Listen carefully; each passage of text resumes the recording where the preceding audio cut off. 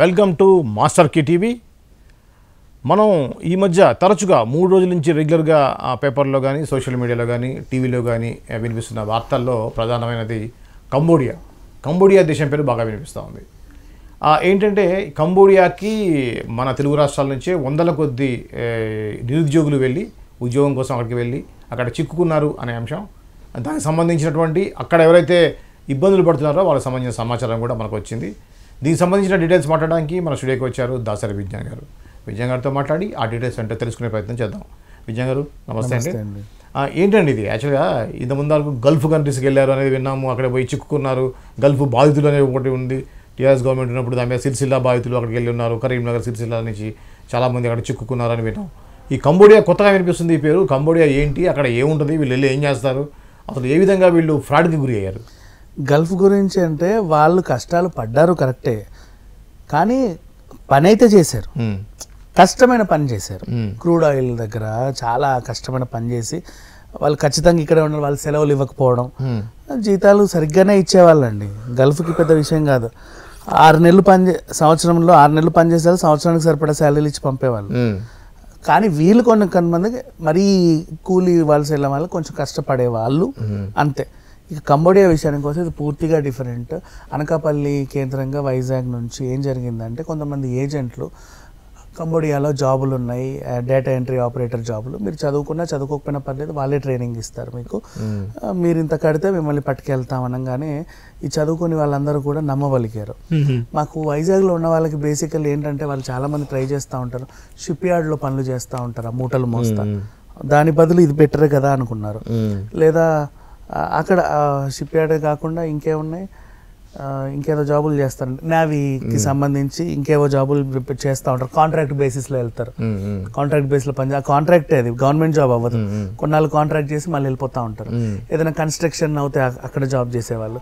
వీళ్ళందరూ ఈ చదువుకొని వాళ్ళందరూ, కొంచెం తక్కువ చదువుకున్న వాళ్ళందరూ కలిసి ఇదేదో మంచి ఉద్యోగం కదా, 50,000 60,000 70,000 జీతాలు వస్తాయి, డేటా ఎంట్రీ ఆపరేటర్, పైగా కంబోడియాలో జాబ్ చేస్తున్నాము అంటే మనకంటూ ఒక సోషల్ స్టేటస్, పిల్లనిచ్చేవాడు పిల్లనిస్తాడు, హ్యాపీగా ఉండొచ్చు అని కొంచెం కోరికలతో వీళ్ళందరూ కలిసి ఆ ఏజెంట్లు అన్నాం. పైగా ఏజెంట్ ఇక్కడ వాడే, మనోడే, మన కాలనీ చివరి ఉంటాడు, ఏది అడిగినా సరే అందుబాటులో ఉండేవాళ్ళు. అలా 10 మంది ఏజెంట్లు వాళ్ళని నమ్మి డబ్బులు కట్టేసి వెళ్ళిపోయారు.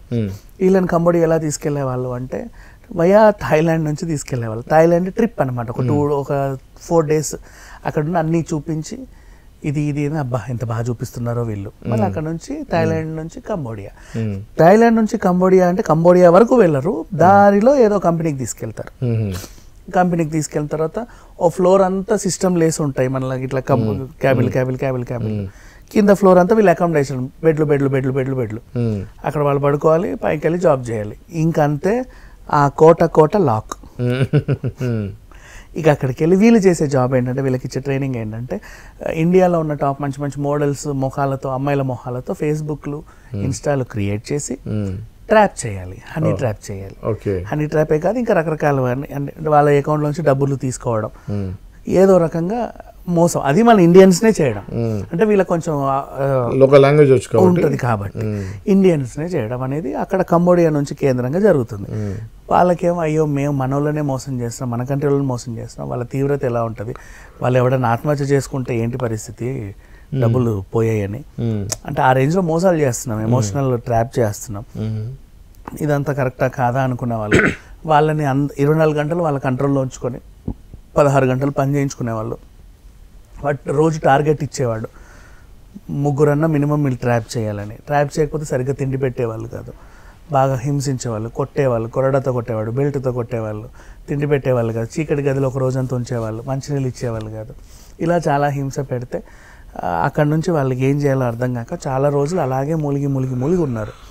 అండ్ ఎవరిని అడిగినా ఒకడు 2 రోజుల క్రితం వచ్చినవాడు, 2 నెలల క్రితం వచ్చినవాడు, 5 నెలల నుంచి ఉన్నవాడు, సంవత్సరం నుంచి ఉన్నవాడు, అలా ఉండే.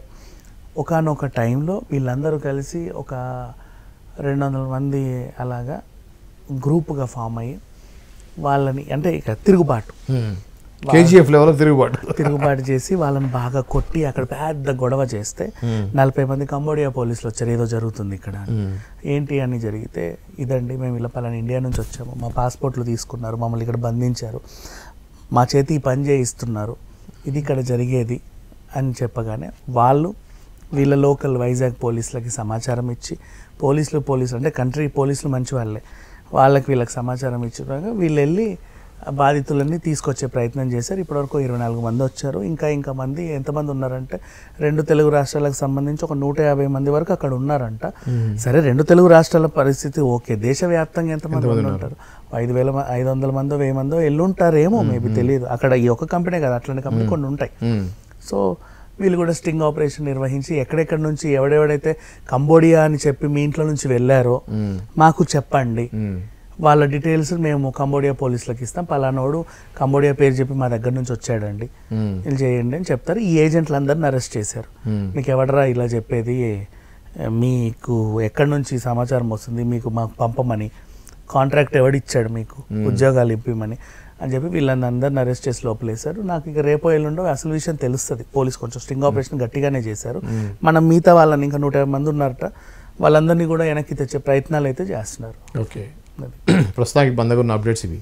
యా ఓకే, ఇది అండి కంబోడియా సంబంధించి ఏదైతే ఇప్పుడు ఉద్యోగాల పేరు మీద నిరుద్యోగులకి ఇబ్బంది పెడుతున్నారో ఈ విషయం మనకి మన దాసరి విజయన్ గారు తెలియజేశారు. ఇంకో అంశంతో మళ్ళీ మీ ముందుకు వస్తాను. అంతవరకు చూస్తూనే ఉండండి మాస్టర్ కీ టీవీ.